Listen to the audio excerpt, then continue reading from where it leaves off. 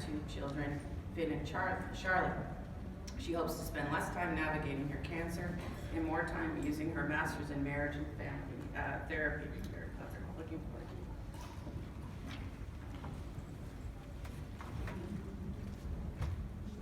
Good morning. Thank you for having me today.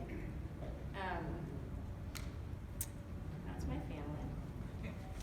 Before I start, I just wanted to thank my medical team. Dr. Jobley, MD Anderson, Dr. Fame at Texas Oncology, Catherine Lord at Texas Oncology, Dr. LaValle, Dr. Curley, who's my surgeon, Marcus Gassaway, who's the best oncology nurse I've ever met, and also thank you, Lindsay, for starting this foundation. We're on day 3, it's the home stretch. We've all had a long 3 days, and I'm thrilled to be here today. As was mentioned, I live in Austin, Texas, and I was diagnosed with stage 4 intrahepatic cholangiocarcinoma, multiple liver lesions and lymph nodes outside my liver in November of 2013 at the age of 44. I'm married to Charles, the best man I've ever known, and I have, of course, 2 amazing children, Finn, who is 14, and Charlotte, who's 11. My kids were in kindergarten and 3rd grade when my cancer arrived. Clearly, I'm not newly diagnosed. Yesterday, I met and spoke with Kristen Burns, who had been diagnosed on Monday, this past Monday, 5 days ago. She came to the conference with her very supportive sister, and she lives here in Salt Lake City. Her sister found out about the conference, encouraged her sister to come, and flew in to attend with her. I admire so much what Kristen that she's actually functioning 4 days past diagnosis. Talking with Kristen reminded me of those early days after finding out I had cancer. They were dark.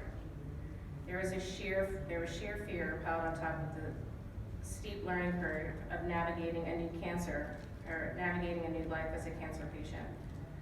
For all of you in the room who are newly diagnosed, we've all been there, and as a medical community, we know more now than we did then. I'm not recovering from my first liver resection or even my second, but I was able to have surgery twice. I am not enjoying my first no evidence of disease experience or my second. They've both come and gone. I'm standing here in front of you today with active yet controlled cancer. My cancer is still confined to the liver and some lymph nodes outside my liver. It has behaved this way since diagnosis. What have I done treatment-wise that's gotten me to the 5-year mark? It doesn't really matter for you other cancer patients unless we share the same tumor biology. For the record, I've only done standard treatment, chemo, surgery, radiation. This is what I know about my cancer. I did tumor sequencing 5 years ago, but the report wasn't the cornerstone of my treatment plan. In fact, it wasn't even a conversation. That's one significant change about how we view cancer today. Mutations really do matter. According to my oncologist, I'm lucky. Lucky because he thinks the biology of my tumors have made my cancer less aggressive than most. More than one doctor has told me my case is interesting. About 2 weeks after I was diagnosed, I was connected through my close friends to a man named Martin. Martin was about a year into his stage 4 pancreatic cancer diagnosis. This made sense at the time because my initial incorrect diagnosis was stage 4 pancreatic cancer. We met on a rainy night in November. He shared with me his doctors, his wisdom, and most of all, his understanding and compassion. Martin is a decade older than I, at least a foot taller than I, and he's British. We have different cancers, but none of our cancers are behaving, but both of our cancers are behaving outside the norm. We don't have any of the same mutations. We do share a supplement regimen that is tailored for us by the same molecular biologist. We also share treatment information frequently and lean on each other for support. We share similar anxieties, frustrations, optimism, and perspective given the parallel management of our cancers. Together, we continuously brainstorm about how we can flip the switch in our cancers and put it all behind us.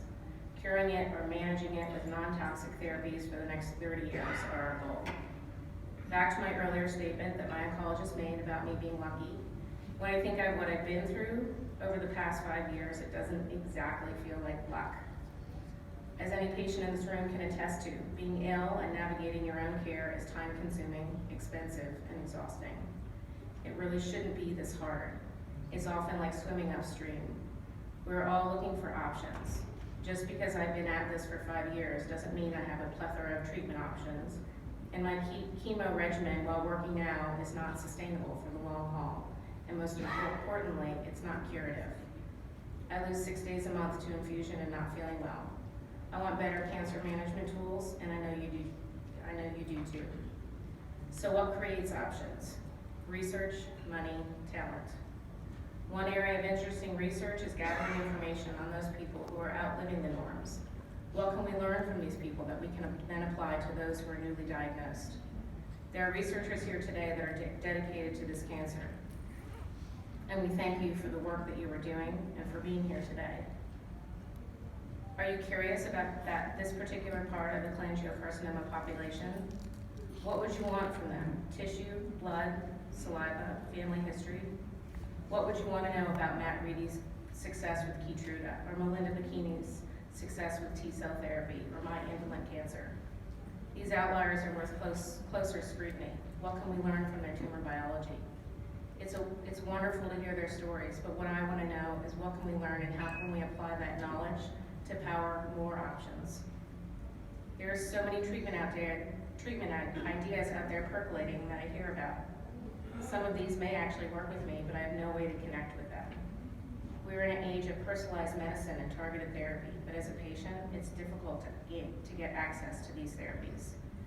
When Dr. Lim presented Dr. Kelly's case yesterday of the man with the BRCA1 mutant cholangio with a YWHAZ BRAF fusion, I kept thinking, wow. I wish someone would take a deep dive into my sequencing data. We are gathered here with some of the brightest minds focusing on our cancer. How can we bring more and better options to each one of us? How do each of us cholangio patients receive the kind of attention Mr. BRCA1 got and turn that into the norm? How do we accelerate the timeline for CC patients? How do we spend less time with toxic treatments that at best hold this cancer at bay to better ones that give better quality of life and have a curative potential? How do we get more off-label drugs, basket trials of repurposed drugs like Helen spoke of last night, and new drug development? Out-of-the-box ideas. This cancer needs more of them, and the path to those things starts with money. Also, how do we give our oncologists better tools? We've talked a lot about collaboration here at the conference. In my experience over the last 5 years of being a patient, I'm in a silo. The silo of my big name cancer center, because it's where my specialist is.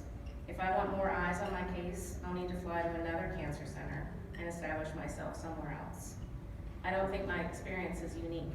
To be fair, I'm one of hundreds of patients under my doctor's care, and I know he cares about me and he has taken excellent care of me so far.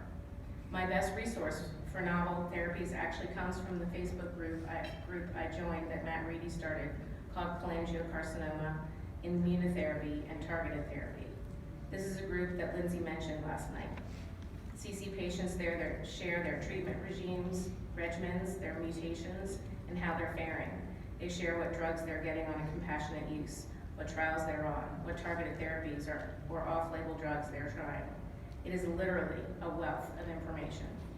They also share their frustrations at not getting a shot at new drugs or targeted therapies, or having a doctor who's unable or unwilling to brainstorm treatment possibilities for their specific case. There seems to be a big gap in what patients need and want and what the medical community can deliver. There is also, I realize, a shortage of treatment options. That leads me to fundraising. We all need to be doing it and funneling money to the Cholangiocarcinoma Foundation. My daughter last spring wanted to do something to help me. So we gathered a few of her friends and held a lemonade stand at the end of our street. All proceeds going to the CC Foundation. We had the added benefit of a little star power. In 2 hours, we raised $1,681. That isn't a huge sum of money, but it ain't bad for a lemonade stand. We were featured that night on the local news. And that segment was seen by John McDonald and his stepdaughter, Carrie. John had recently lost his wife, Michelle, to cholangio. Carrie and John both reached out to me, and John and I met for the first time yesterday here at the conference. John decided to honor his wife by starting a 5K fun run last August. He not only pulled off an impressive event, but he raised $11,000 for the CCF. Who do you have in your network? How can you raise money? If we all raise funds while spreading awareness, it's a win-win. I'm grateful for my 5 years. I'm grateful for my 5 years, but that doesn't mean I have made any sort of peace with less time on this earth. I'm acutely aware that this cancer is merciless. This is a photo of my daughter, Charlotte, and her friend and 5th grade classmate, Ben. Ben's dad, Wade, was diagnosed about 9 months after me with cholangiocarcinoma. Wade and his wife, Deborah, were introduced to me immediately after Wade's diagnosis by a mutual friend. Even though our kids go to a fairly small school, they had a son and we had a daughter in 1st grade, so we hadn't crossed paths. As Wade and Deborah navigated those initial weeks of a new diagnosis, I tried my best to be helpful.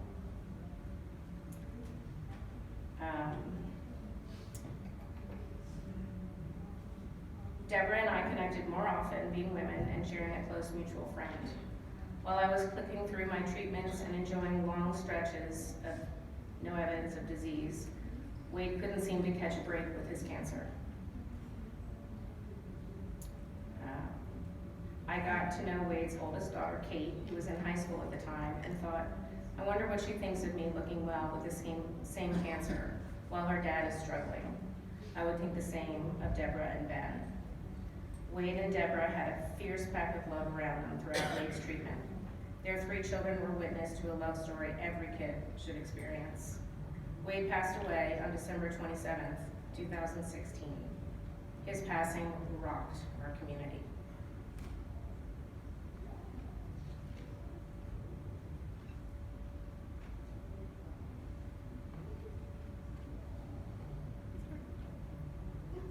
Clearly it rocked me.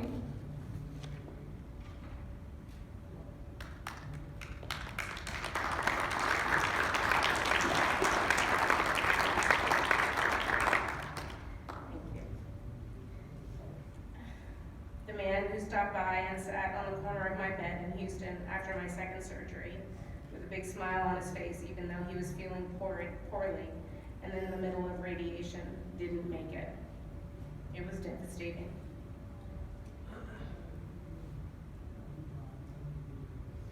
I need not have worried what Deborah thought of me, his wife. She has been one of my most authentic and enthusiastic supporters. I share their story today because it's something that fuels me. Deborah, Kate, Will, and Ben shouldn't have to live without Wade.